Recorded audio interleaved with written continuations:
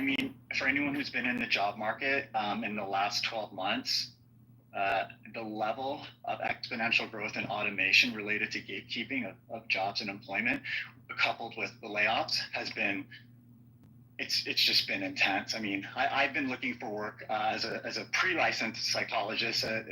They call it like a registered psychologist or psychological associate or psychological assistant. It's just so niche. It's very difficult to find connections to those types of jobs if you're not essentially going into kind of like a major medical system or the VA. The VA happens to be in a period of downsizing and different things. So in any case, yeah, it's been really interesting noticing that I used to get a response on almost any application I would send somebody, and now it's just been a whole new ball. Wow, when was that? Go ahead. Let me say this to you, Doctor. I'm 2 decades in medical. I think people here in America have to understand that this whole construct of America started when they discovered this gasoline, or actually even before that, train. And you had unions and groups sticking together, regardless of their religion, regardless of where they were from, they were sticking together. You benefited a lot, Dr. James, by the people before you sticking together in the 50s, 60s, so that there was remnants of a system still left for you to benefit from. What has happened is 1990, 2001 type people became less sticking together for the sake of these groups. They less create conglomerates. They less do that.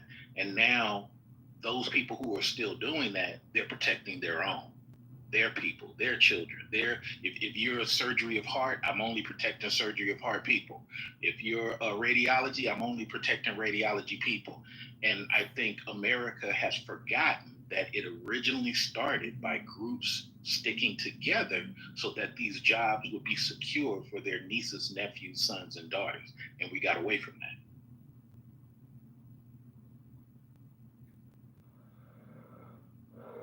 That's a really interesting point.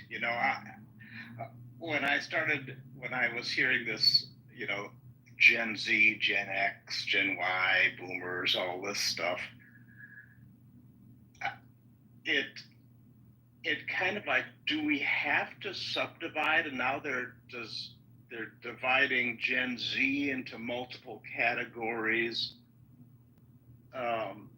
instead of just human and not human. No, you're so right, because what we've done is we're atomizing society into smaller and smaller fragments.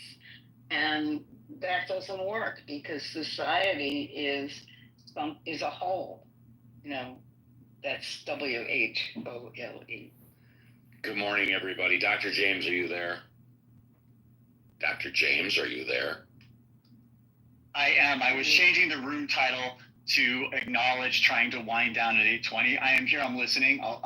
No worries. I just wanted to ask you a question. Are you a licensed MFCC? No, I'm not a licensed MFCC. I will be crossing my fingers very, very soon, a licensed clinical psychologist, also a health service psychologist. I've got all my ducks in a row for that. So it's I'm a psychologist practitioner more than I am a psychologist researcher, though I do some research and have in the past.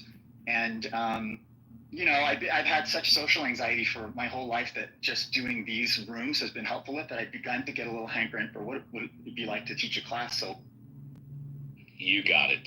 Thanks. I'll talk more about it offline. Okay, Steve. Thank you. What's MFCC? Marriage, Family, Child Counselor. A lot of non-PhDs, non-doctors that are qualified as therapists are MFCC, Marriage, Family, Child Counselor. I think there's another designation too, but that LPCC is family. Yeah, that's for social workers, but that's a whole different lane. I am well down another track. That's why I asked. family therapists have a different type of training to where they're more, in my view, two decades in these areas, they're more balanced to all dimensions of the the service. You know, it's not like a sociologist, it's not like a psychologist. It is one of the most balanced things that you'll ever kind of do, because you're able to see kind of all sides, and many of the things of the people who practice that, not me, they tend to see all sides of this service, as opposed to how they were trained. Like psychologists are just trained one way. Family therapists, or in Steve's thing, marriage family therapists, they have a very multifaceted approach. You may come in for one thing, and they're definitely going to ask you about children. They're definitely going to ask you, and they're going to correlate all that together. The other thing I'll say to Rick is, yeah, it's an interesting thing, Rick. Most people don't like to look at it, but when America followed what Reagan wanted, which is, and you can go look at the speech that Cesar Chavez made, Rick. When you follow what Reagan wanted, which is this whole slave labor concept, let's go help China because Nixon just helped China. Let's go help China again because we don't want to pay these Americans. And a lot of people believed, okay, only certain type of Americans are not going to be unionized. Cool. But in actually all that stuff backfired. Letting China into the WTO backfired. Reagan's NAFTA backfired. Clinton's NAFTA on steroids backfired. All these things that took away from America, Rick, if we had just left it alone and let the internet naturally flourish, we'd have been good. Two women created our ability to talk over the internet. That doesn't even get popularized, Rick. And my last point, Rick, what have the 1999 people really created? Seems like they're just weaponizing what we have. Hey, you got a parking lot? Let me create some technology to pirate the money out of that and have me do half the work of the person 2 generations who owns the parking lot. Hey, you got some type of medical thing with Dr. James? Let me try to pirate away some money away from him so his industry can shrink and I can sit at home and just collect it. Something to think about, Rick. Yeah, I've often thought that, I love technology. I do love technology, but technology in many ways doesn't solve the problem that it's supposed to be solving. It allows us to make mistakes, a lot more mistakes a lot faster. But it's not really great at solving problems. Other than like mathematical problems, it's really good at doing calculations. It's not really good at doing analysis or trying to figure out human behavior. Can I just throw in a quick plug because I'm not going to be able to stay on the app past 9. Please do. I just want to, because you guys are hitting on the topic of critical thinking versus information retrieval, which is the question that we started asking back at the millennium. What were we creating in our lifelong learners? And I believe that's what Karma Club is going to be about this week. So you guys are talking about that it. That is totally what Karma Club is going to be about this week, because Sue wanted to do it. And obliged. And you guys are all talking about it right now. The consequences. And I'm sorry, I don't know who just said it, but you're right. The internet got popular because of 2 women. And we don't give that any acknowledgement whatsoever. And had the internet been able to grow the way it could have grown, we might not be where we are. So come on Thursday and let's have a talk. Thank you, Sue. Anyone else have any comments? Anyone who hasn't spoken, or anyone who wants to deepen the topic in it?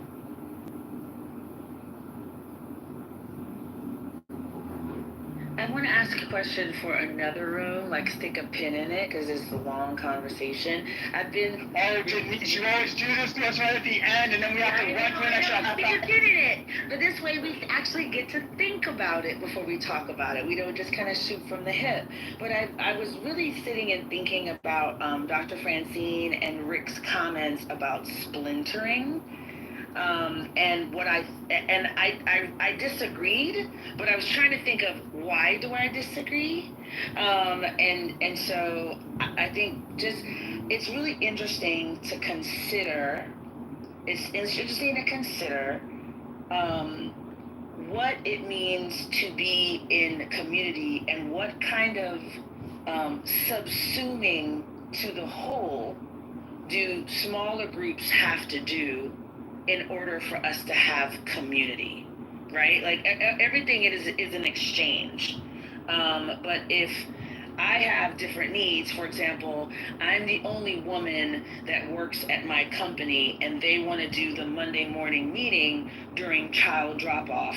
Nobody else drops their child off at school but me.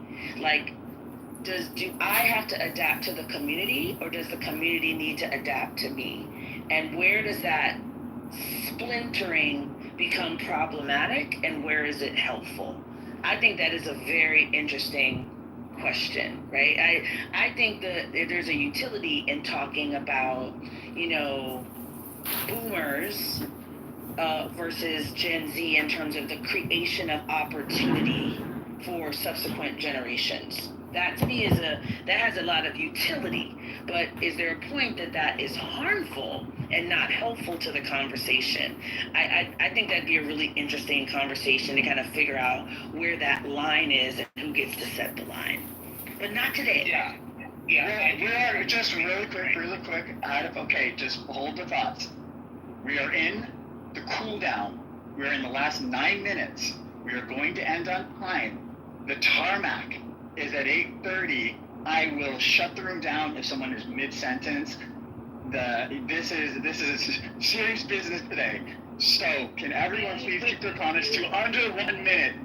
The stage is closed. 30 seconds. So it would be good if person A in the example was already with the community when it wasn't something that they could take advantage of.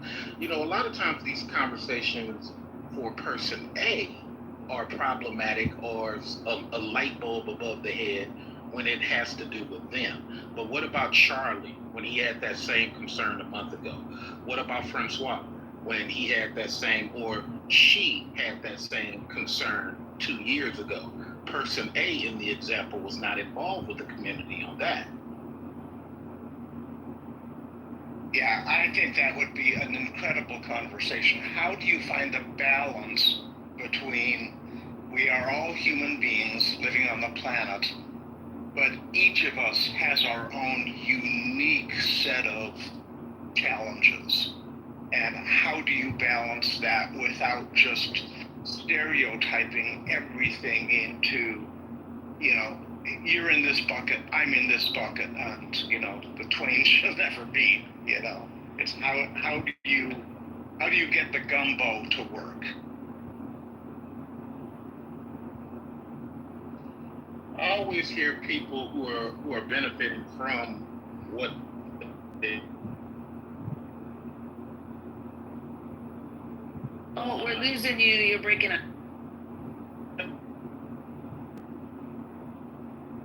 We've got 7 minutes left, so if anyone wants to chime in, and then we can get back to Sile once he's back up. Part of community before you have a need. We missed everything, Sile, outside of the last little sentence. Kind of like do you remember Forrest Gump where he got up on stage to give his speech, and then you hear nothing, and then all of a sudden he says, and that's what I think about Vietnam. All right, let me pull over. So I said it is good that if person A is involved in the community, then it wouldn't be a separatist question to even begin with. Because I think what happens is, let's say, hey, I am the only black guy at my hospital, the only one, and the only one in strategic planning, okay? I got some power, but guess what? I want to bring in other people Not so much. We're a Filipino community, so we're only really hiring Filipinos. Okay, cool. Why did you hire that person? We got to train her on how to do control alt delete. What that? Well, she and they and okay, cool, no problem. Now here we are months later. She's 72 orders behind. Everything is messed up.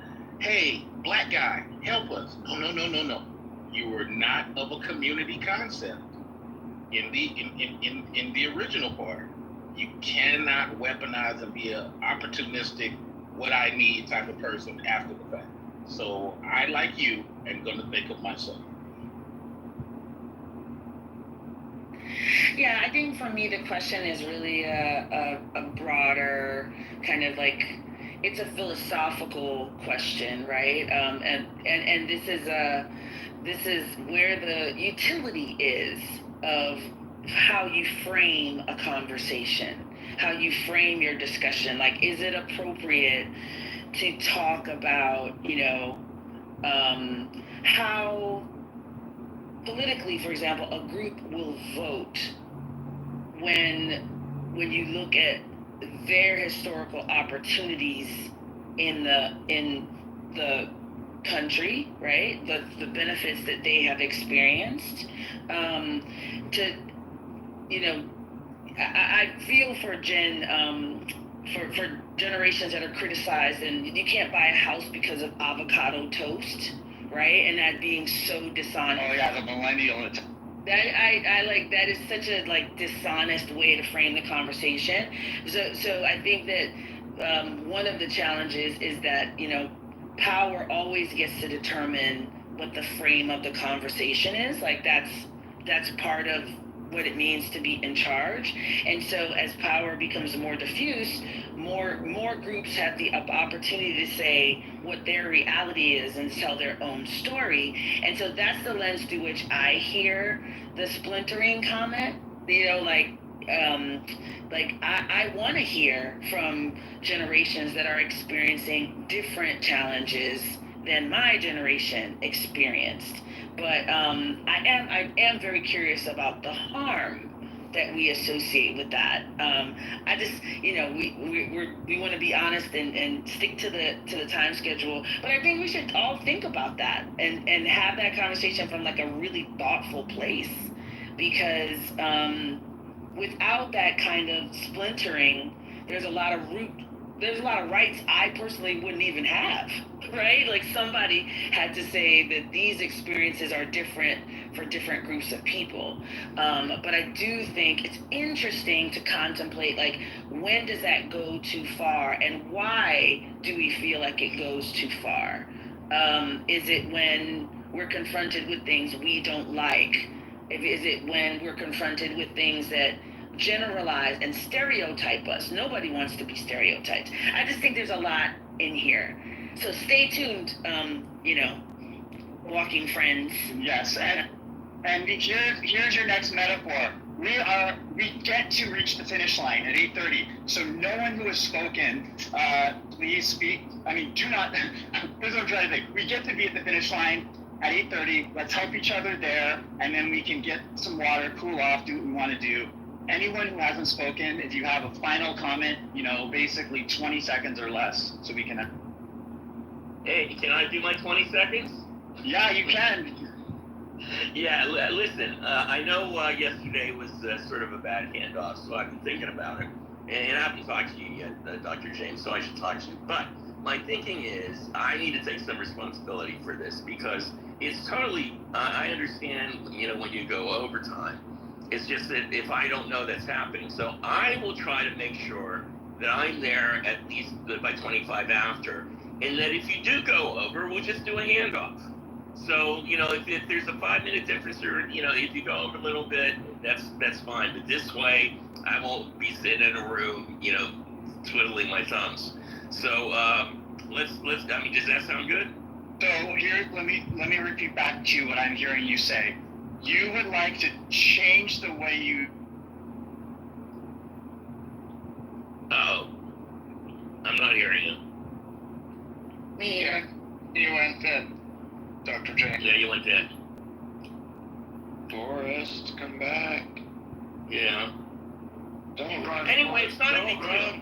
Don't run for it. It's not a big deal. I'm going to try to come in when possible, 25 after, and when it's, we'll try to make the handoff around the half-hour mark. But if not, if it goes over 5 minutes or 7 minutes, I will at least be aware of it and I can do the handoff. So it's not really that much of a change. I just want to, I don't want everybody to I hate when things are like completely arbitrarily black and white. So there you go. All right, that's it for me. I'll hand off when Dr. James says so. Dr. James did say that he was ending the room at 8:30, even in the middle of a sentence. Which is now. And it is 8:30, so let's bail. All right, maybe he got disconnected. So I will end the room. And I will go get the other one started. So I will see you there. Okay, so I am going to end the room, even though it's not my place to do so, but it is 8:30 and So happy to do it. respecting the wishes of the Ben left. I want to just clarify something. I was in the Matrix. Worst timing ever because I was asking him how he wants to do the mechanics of it. If anyone understood, this is my question, and I'll shut down. Is it that he wants to change the way he does rooms and he wants a warm handoff so that this room becomes his room? Or is he saying something else? Because I'm super confused about that. I don't think you need to worry about it. It's going to happen either way. It's going to happen because that's how life is. Well, Life keeps on lifing. We'll do the best we can. We'll close down now and hand it over to him. so handing it over, is he just basically reiterating close on time? I'll have to get in touch with him. I think he said that, I think this is what he said, that he would try to come in a couple minutes early, maybe into this room, to kind of ease the transition. But if this room went over and he mentioned 5 to 7 minutes, no problem. Why don't we stop talking about this on stage, and why don't you guys just talk and let us know? Let's wrap the room. Let's honor your Thank you. Wrap the room, and we'll talk about it. I appreciate that. I appreciate that. Thank you. Well, I mean, when you bring up a topic with 10 minutes till and you come in, defeater become not defeater, but this might be a kind of link between the Christian thought and theology on one hand and the political thought on the other hand, and understanding slavery and race in early America, because Melvin Rogers, that's what I think you read the book. Melvin Rogers and others, they've really taken up this sort of black republicanism, small R, when I say republicanism, they've really taken this up, and it's been real robust. Like when you read these statutes, like the one I read today, are sort of grounded in these religious and theological foundations. And so maybe the Augustinian, these early church fathers, especially these North Africans. These are North Africans. Shout out to the pro-blackers, they're North Africans. These North Africans might be a linchpin. Oh, this is exciting. I hope VFS Dana has that on their recording.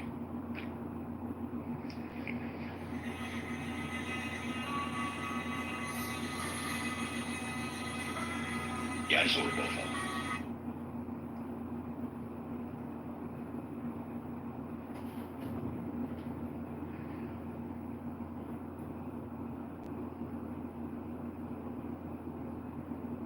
There's another book coming out. You can pre-order it now. Called. This is only for people who care about the sort of early church. But it's called Augustine the. It's by another classicist, and she has used his letters to sort of and she moves him away. But the point I would want to make is that she moves him away from being a Platonist to being inspired by another North African, Apuleius. People might know him from the Golden Ass, but she uses his letters as a sort of way to sort of knit sort of the African identity of Augustine and not to say that people haven't been talking about this, it's like, you know, it's well known, people talk about it, but there's a difference between what Alimi does and what she does in her text. Alimi leans heavily on the Romanness of Augustine's thought. She, on the other hand, demonstrates or attempts to demonstrate that his thought is solely African. Yeah, when he wrote all the stuff, he was in all the main stuff. I think he was in Africa when he wrote it. Yeah, I mean, he only spends 5 years outside of Africa, but but is determined to go back. And also, he's not really. I mean, you think like contextually, he's also fundamentally a country preacher. Like he's not in a big city. He's not in Carthage. He's not in a big city. He is a pastor. So.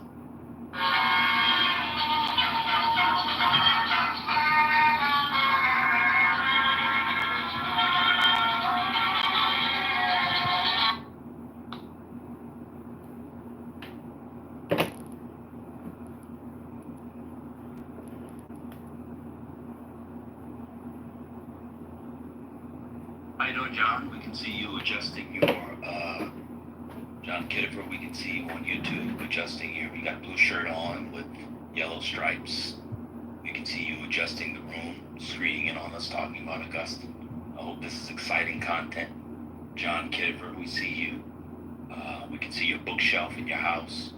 We can see how you have your clothes hung up on Walmart white plastic hangers because you don't have closets. We see you there, John Kitover. Hope you enjoy the content, the book recommendations. Appreciate you, bro.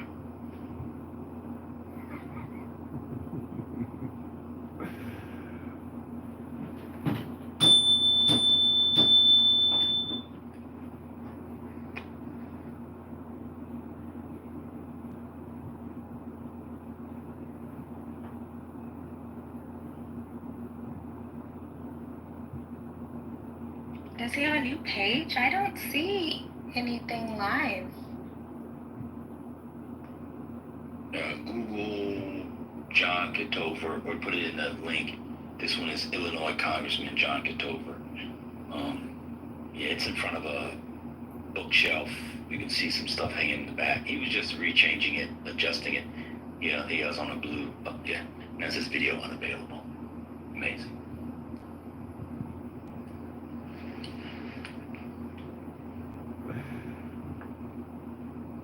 Yeah, because I went to report the last one and it was down. Yeah, that's the one. It looks like he just took this one down too, or he made it private. He's still in the room.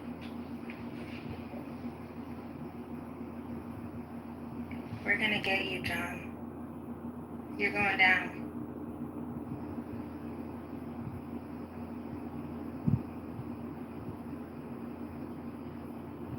Yes, back up. Okay, hold on, let me go ahead.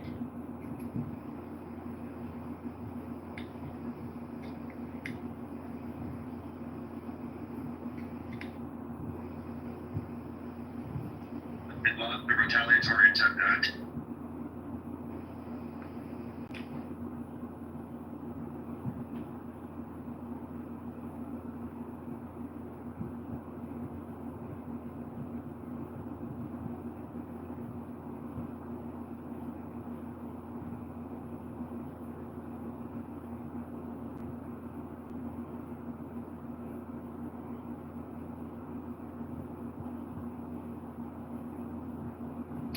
Don, I said I was rereading Righteous Discontent, just because I think it's like a foundational text. It's just so odd to me. I think actually a lot of the anti-respectability feminists actually would love this book. They would actually love this book, but nobody wants to read it. I mean, the stuff on feminist theology, it's just, just ahead of its time.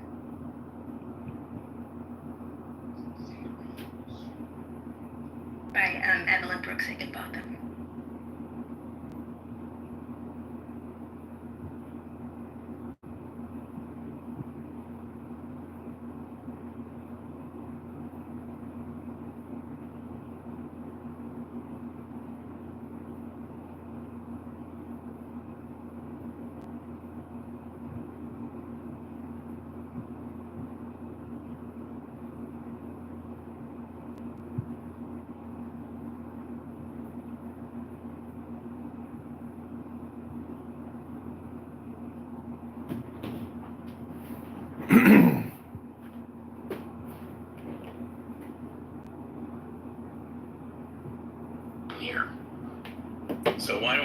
to, let's go to Moose. Moose was here first.